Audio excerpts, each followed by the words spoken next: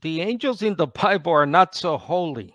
In Job chapter 4, verse 18, even in his servants, he puts no trust, and his angels he charges with error. And then again in Job chapter 15, God does not even trust the angels. Even the heavens are not absolutely pure in his sight. Whatever holiness the scriptures tend to attribute to angels, nonetheless remain free will agents. And like ourselves, like human beings, angels can choose to disobey God and actually fall into sin. This coincides, I think, with what both Jude and Peter describe in their respective letters. So in 2 Peter 2, verse 4, for if God did not spare the angels who sinned, but threw them down into Tartarus or Tartarus and delivered them to be kept in chains of darkness until judgment. And this is similar to what Jude 6 says. Angels did not keep their own domains, but abandoned their proper dwelling place. These angels God has kept in eternal restraints under darkness for the judgment of the great day. What Peter and Jude are talking about here is the event, probably, that takes us all the way back to the origin in Genesis 6, to the beginning of wickedness when it really ran rampant throughout the whole world. When human beings began to increase in number on the earth and daughters were born to them, the sons of God saw that the daughters of humans were beautiful, and they married any of them they chose. Then the Lord said, my spirit will not contend with humans forever, for they are mortal. Their days will be 120 years. B'nai Elohim, which is the Hebrew for sons of God, and why that phrase is reserved, it seems, in the Old Testament for angels only, that is, non-human individuals. So we go back to the book of Job in chapters 1 and 2. The sons of God came to present themselves before the Lord, and Satan, or the Satan, came also among them. And then again in Job 38, talks about the morning stars that sang together, and all the sons of God shouted for joy. Psalm 29, verse 1, where it talks again about sons of God and the glory due to his name and so forth. And they also appear, this phrase also appears in Psalm 89, 6. I think most of scholarship nowadays would agree with this interpretation. We have the Net Bible, which is the New English Translation Bible commentary. The phrase B'nai Elohim occurs only here and in Psalm 89. They're also known as the Assembly of the Holy Ones and Council of the Holy Ones. The heavenly assembly, comprised of so-called angels and other supernatural beings, appears to be in view.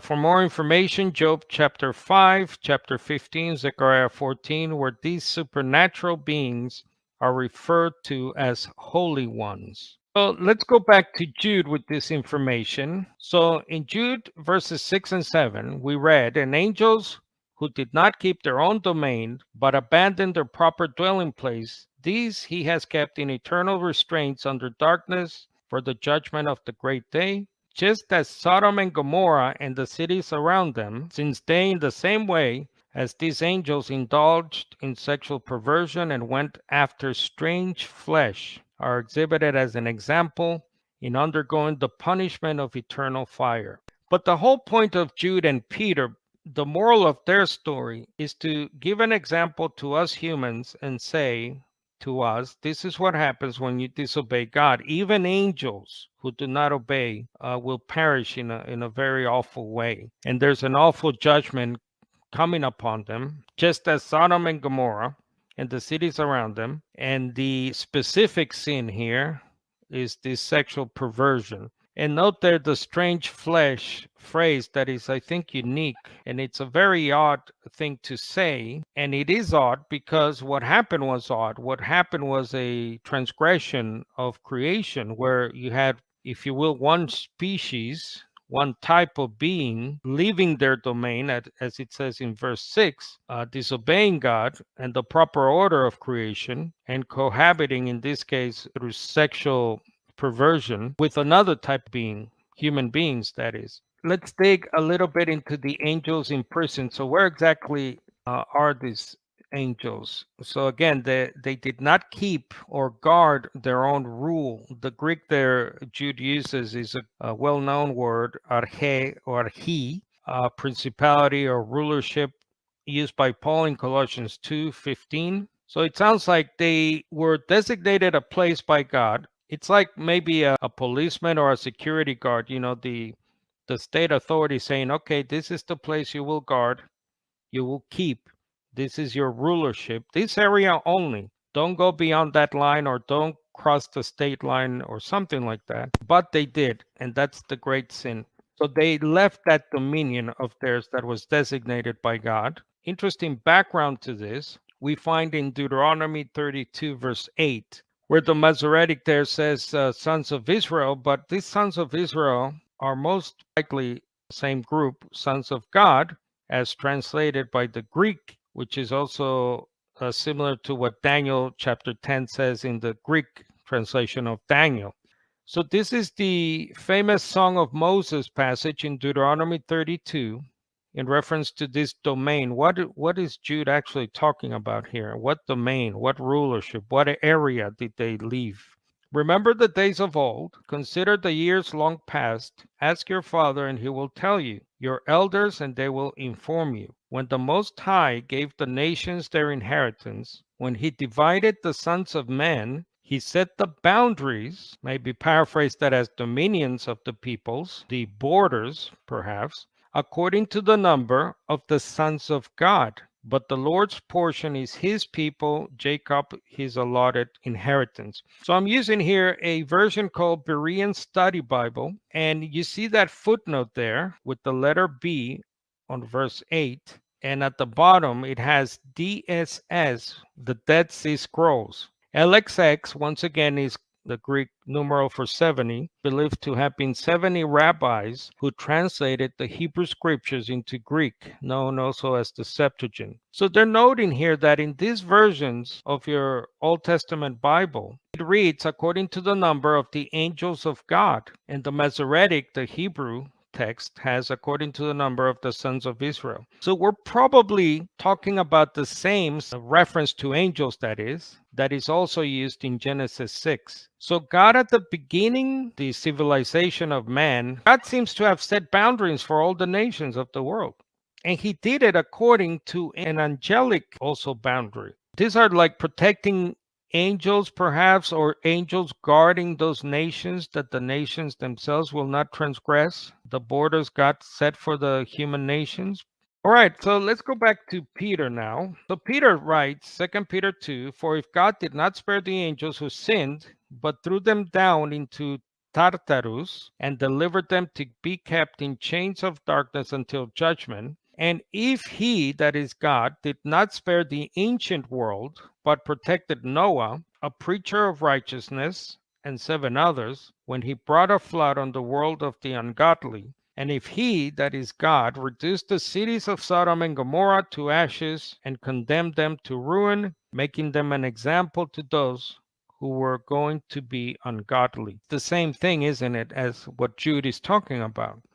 But here we have more information as we move into what happened to these sons of God, to these angels who disobeyed God in Genesis 6. So Jude tells us they're in darkness, but now here we have more information from Peter introducing the word Tartarus or Tartarus, which is a well-known Greco-Roman word used a lot by the ancient Greek writers like Homer. Iliad, I believe it appears, and it's tied to the story of the old Greek gods and other gods and all those mythical stories you've heard about probably as a child. The first thing to address is that Tartarus is not Hades. Now, Hades is another Greek word for the Hebrew Sheol, the graveyard, basically. It's the underworld of the dead, also known as Gehenna. So the lake of fire is down there in Sheol somewhere. And when judgment comes, when the parousia takes place, God will reveal this Gehenna, which is underground somewhere. So it's in Sheol. But Tartarus is not that. There's a lot of confusion because too many translations mistranslate that Greek word Tartarus as, quote, hell. And again, that's another mistranslation, the word hell, of Hades, by the way, or Gehenna. No, Tartarus is in Sheol, is down there underground, just like the lake of fire is hidden down there underground. But again, this is very important because it leads to a lot of confusions. This place, Tartarus, is reserved for fallen angels. Again, this is very important to note, and this adds to the confusion because people think that that's where humans will go to as well, where these fallen angels of Genesis 6 are in prison at the moment. And the references for that are Revelation 18:2, Revelation 20, verse 7. Also see the extra biblical books, like the first two books of Enoch and the book of Jubilees. It gives you the background there. Just for your information and for you to research further if you'd like, Tartarus is also known as the airy Tartarus, in the air somehow. The second heaven, according to the second book of Enoch. And this approximates perhaps to Paul talking about the prince of the power of the air, we believe is Satan, in Ephesians 2:2, and the cosmocrator in Ephesians 6:12, which is the idea that bad angels, let's call them, they're not only under the ground, but they're also in the air, what we today would call the stratosphere or the heavens, just above what we call the sky, perhaps. We also read in the first letter of Peter in chapter 3, Peter talks about how Christ suffered for sins once for all, the just for the unjust, so that he might bring us to God, having been put to death in the flesh, but made alive in the spirit. Peter obviously is talking about the resurrection of Christ in verse 18. But then he says something interesting.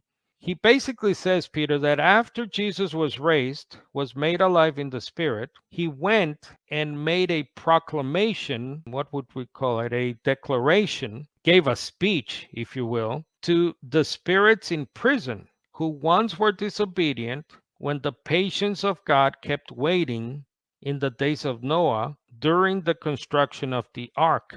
Now, you will note, I hope you have already, in all these references, it always connects, it seems, to the days of Noah, to the days of Sodom and Gomorrah. In other words, to Genesis 6, 7, 8, the sons of God of Genesis 6, that these now called spirits in prison are those sons of God. Now, this happened already when Jesus was raised, according to Peter.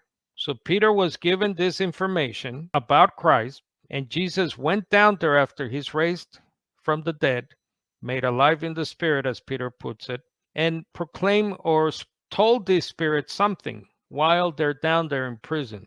He told the sons of God of Genesis 6, perhaps, you did not succeed.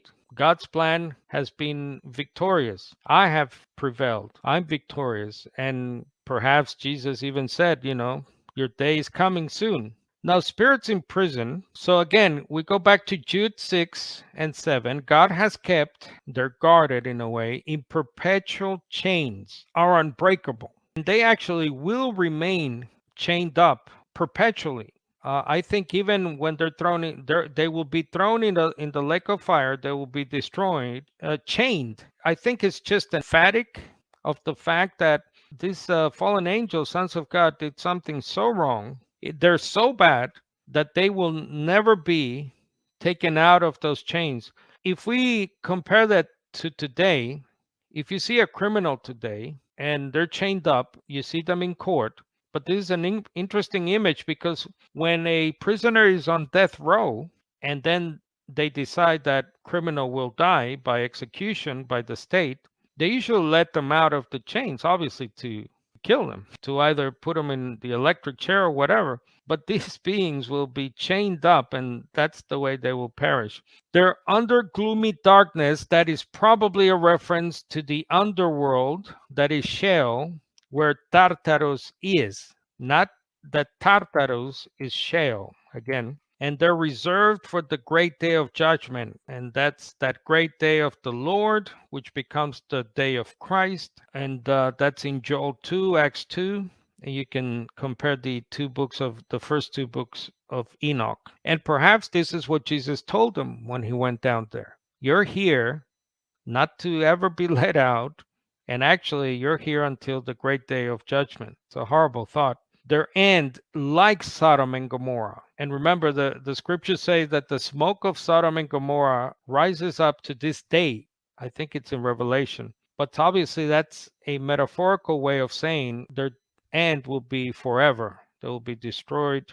The word spirits usually means an angel or angels, not humans. I think in general, that's what the scriptures show. So you have throughout the Gospels, here the synoptics, Matthew and Luke, Jesus or the apostles are driving out spirits. They're not driving out human beings, they're driving out spirits. As you know, what we call demons are also called unclean spirits throughout the synoptic Gospels, in the book of Acts, Revelation. The spirits are subject to us, human beings, and that's the story in Luke chapter 10. I believe it's the apostles telling Jesus how impressed they are that even the spirits are subject to us, I think is the story there. God makes his angels, that is spirits or winds, in Hebrews 1 verse 7, the word there in the plural. There are deceiving spirits with demonic doctrines, according to Paul in 1 Timothy 4, verse 1. There's the seven spirits, which are holy spirits, not evil spirits of God, in Revelation 3, 4, and 5. I'm just showing you here that the word in the plural spirits is usually non-humans, angels. Spirits of demons in Revelation 16, verse 14. But there are some exceptions to the rule typical in life. Hebrews 12, verse 9. Now I'm using the New Living Translation. Since we respected our earthly fathers who disciplined us, shouldn't we submit even more to the discipline of the Father of our spirits and live forever? This paraphrase translation applies the word spirits to human beings. And I think that's right. Other translations might just say the Father of spirits. In 1 John 4, or commands us to test the spirits to see whether they are from God. Probably, most likely, a reference to other persons. We must test. It says, don't believe every spirit. 1 Corinthians 12, verse 10. Again, using, by the way, the NIV, New International Version. Paul talking about the gifts that the Spirit gives, God that is. To one is given miraculous powers, another prophecy, to another distinguishing between spirits. Might be a bit ambiguous, could go both ways here. So if anything, these three exceptions, either too ambiguous to say for sure it's referring to angels, or they're more likely, especially the Hebrews one, referring to human beings.